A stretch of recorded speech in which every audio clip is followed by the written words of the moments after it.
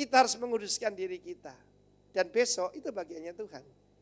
Membuat mujizat di tengah-tengah kita. Tepuk tangan buat Tuhan, saudaraku. The year of sudden fulfillment akan terjadi. Yang kedua, sanctify your house. Ketika saya bertobat, saya bertobat di rumah maminya Tirsa, ya, di Monggayam situ, lalu ke rumahnya Ibu In. Keluarga ini dipakai Tuhan, saudara. Ya, saya pergi ke rumahnya Tirsa dulu, bakar jimat, saudara. Frans dan Romes berkata, bersihkan rumahmu. Semua jimat, segala kertas-kertas jimat, keris-keris, saya bersihkan semua. Tapi pada hari saya bertobat, saya bersih-bersih rumah saya.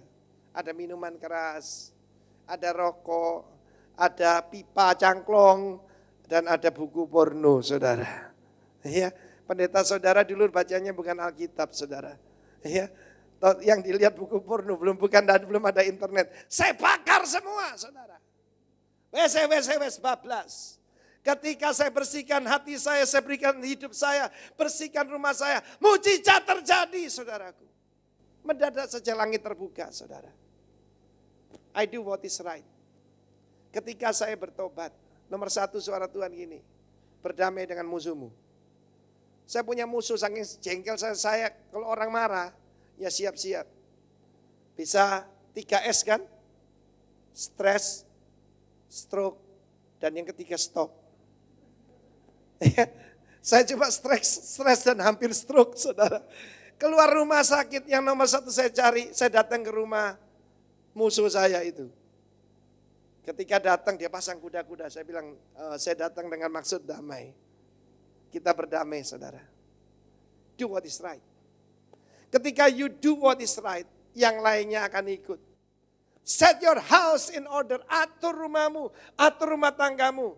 Bersihkan dirimu, sanctify yourself. Di dalam 2 Korintus pasal 6, 16-18 ada janji-janji Tuhan yang paling luar biasa. Tapi janji Tuhan selalu bersyarat. 2 Korintus 6-16, apakah hubungan bait Allah dengan kuil berhala? Karena kita adalah bait dari Allah yang hidup menurut firman Allah ini. Bait Allah itu bukan gedung, bukan nanti juga yang akan dibangun di Yerusalem, itu bukan. Tapi kita, ya. Dan ini janji Tuhan, aku akan diam, bukan mampir, bukan cuma melawat, aku akan diam bersama-sama mereka dan hidup tengah-tengah mereka. Dan aku menjadi Allah mereka dan mereka akan menjadi umatku. Lanjutkan, sebab itu keluarlah kamu dari antara mereka dan pisahkan dirimu dari mereka firman Tuhan.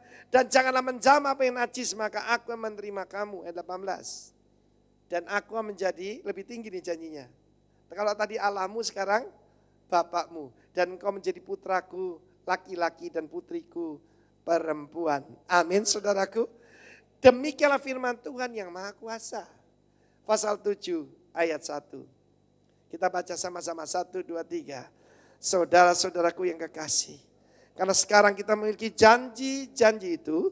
Marilah kita menyucikan diri kita dari semua pencemaran jasmani dan rohani. Dan dengan demikian, amin, menyempurnakan kekudusan kita dalam takut akan Allah.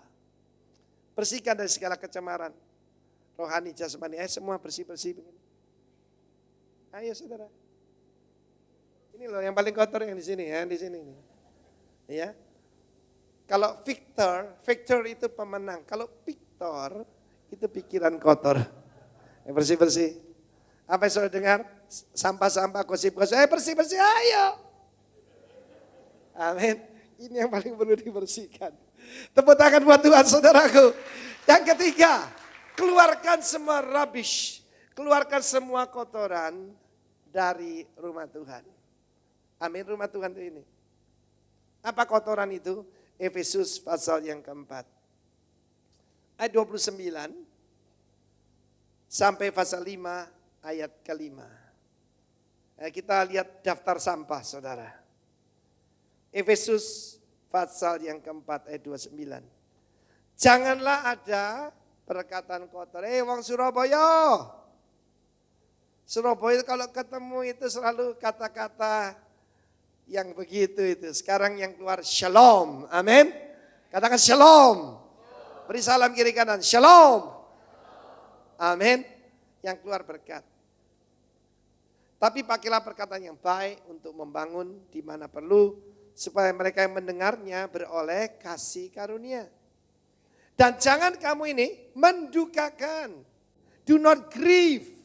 Grieve itu seperti saya katakan, hati suami yang hancur ketika melihat istrinya selingkuh, saudara.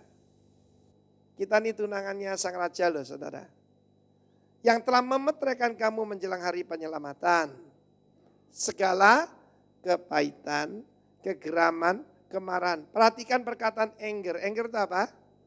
Amarah, tambah D depannya. Jadi apa? Danger. Anger itu satu step dari danger. Amin. Kemarahan, pertikaian, fitnah, hendaklah dibuang dari antara kamu. Demikian juga segala kejahatan. Tapi hendaklah kamu apa? Dari marah jadi ramah seorang terhadap yang lain. Penuh kasih mesra dan saling mengampuni. Sebagaimana Allah di dalam Kristus telah mengampuni kamu. Sebab itu jadilah imitators of God. Penurut Allah. Seperti anak-anak yang kekasih. Dan hiduplah dalam kasih. Walk in love. Sebagaimana Kristus Yesus telah mengasihi kamu. Dan menyerahkan dirinya untuk kita sebagai persembahan dan korban yang harum bagi Allah. Tetapi percabulan. Dan rupa-rupa kecemaran. Atau keserakahan. Disebut saja pun jangan di antara kamu. Sebagaimana sepatutnya bagi orang-orang kudus. Demikian juga perkataan yang kotor, yang kosong, atau yang sembrono. Karena hal itu tidak pantas, sebaliknya ucapkan syukur. Tetapi karena ini ingatlah baik-baik, tidak ada orang sundal, orang cemar atau orang serakah. Artinya, terjemahan bahasa Inggris, yang adalah penyembah berhala. Siapa penyembah berhala? Orang sundal, orang cemar dan serakah. Jarang sekali khotbah tentang serakah sekarang ini. Ya. Oh, more of your blessing, more Lord, more. Tapi Alkitab berkata keserakahan adalah penyembahan berhala. Yang tidak akan mendapat bagian, katakan bagian. Bagian itu inheritance, warisan di dalam kerajaan Allah. Warisan itu namanya bukan sekarang, nanti ya. Tetapi untuk mendapatkan itu orang sundal, orang cemar, dan orang serakah tidak akan mendapat bagian dalam kerajaan Allah. Mari kita buang segala kekotoran. Buang segala kotoran. Ada seorang teman saya pendeta di Surabaya sini, saudara. Mukanya itu selalu gini loh, saudara, wajahnya itu gini. Kalau anak Tuhan itu kan bundar kayak saya gini, saudaraku. Itu gini. Puhaukan, saudaraku. Kenapa, saudara? Kalau ketemu orang, mesti ceritakan kejelekannya hamba Tuhan. Oh itu, tapi dia tuh gini. Oh hamba Tuhan, wah kan karo. Bojone, dia selalu punya kekurangan hamba Tuhan. Satu hari saya tidak bisa menahan diri. Saya bilang sama dia, orang itu ada koleksi perangko, ada koleksi perkutut. Kamu ini kok koleksi kentutnya hamba Tuhan. Jadi dimasukkan botol sama dia. Ya ada satu hijau ke kuning-kuningan, satunya warnanya apa gitu. Dan pada saat-saat tertentu dia cium. Pantesan aja, enggak enak gitu. Karena apa? Dia suka mencium itu, saudara. Ada.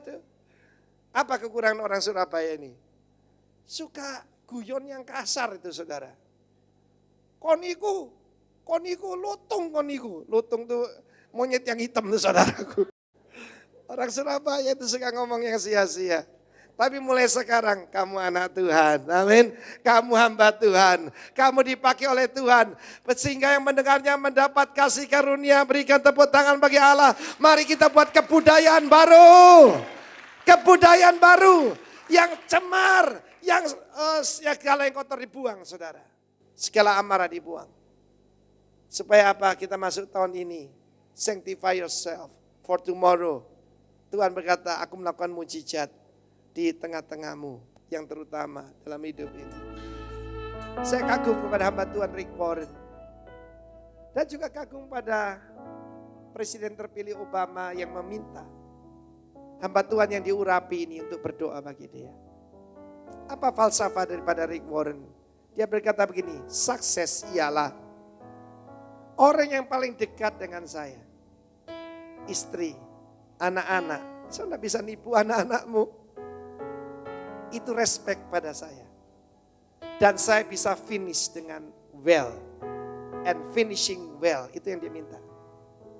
Dia memikir akhir hidupnya. Karena itu saudaraku, he is very generous. Saya ingat, dia mengirim tim ke Aceh. Ketika dia mengirim tim ke Aceh, yang lain semua sudah pulang. Memang dia juga bagi sembako, dia juga berikan obat-obatan. Tapi dia kirim tim, missionary, full dibayar di sana. Dan saya masih ingat sebab ketua timnya anak Indonesia, saudara. Saudara, apa yang mereka lakukan? Mereka lihat di Aceh, itu bisa budidaya kopi. Dijualkan ke Starbucks. Luar biasa enggak saudaraku? Ya. Biasa kopi Aceh enggak dikenal saudara. Dikirim ke Starbucks. Lalu kan di situ rawa-rawa yang tumbuh enceng gondok dipanggilkan desainer dari Amerika. Bikin tas, dijual ke Walmart. Ini hamba Tuhan saudara. Dia bisa memperkaya diri sendiri, bisa. Dan itu halal loh. Itu bukan uangnya gereja, dia tulis buku laku 30 juta eksemplar. Tapi dia kembalikan untuk mission. Hari ini, minta satu aja dari Tuhan, minta generosity. Itu bukan sifat kita, itu sifat Yesus. Minta kemurahan hati. Tidak ada yang ditahan oleh Yesus. Setiap tetes darah, setiap tetes keringat, setiap tetes air mata, dia berikan untuk dunia ini. Mari kita berdoa. Tuhan Yesus, betapa jauhnya kami dari Engkau ya Sang Raja. Berikan kami hati seperti hati yang mulia, hati yang murah, yang mudah mengampuni, mudah melupakan kesalahan orang lain. Memasuki tahun yang baru kami mau tinggalkan segala amarah, segala pertikaian, segala omong kosong dan sembrono. Kami mau hidup yang sungguh-sungguh berkenan kepadamu. Seperti hamba-Mu Hizkia. Tuhan, kami mau melakukan apa yang benar, apa yang jujur, apa yang sebenarnya, yang sejati di hadapan-Mu. Dan kami percaya selama kami mencari Engkau dan mengutamakan Engkau Tuhan. Segala yang kami kerjakan dengan petunjuk dan pertolongan-Mu. Kami mengalami keberhasilan 2009 ini. Kami berdoa untuk setiap keluarga yang ada di sini. Mereka merindukan intervensi-Mu. Mereka merindukan Your wondrous deeds, oh Lord God. Berkati setiap kepala keluarga yang ada di sini. Berkati setiap ibu yang ada di sini. Berkati setiap pelajar yang ada di sini. Buat mereka berhasil. Demi nama Tuhan Yesus. Amin. God bless you. Haleluya.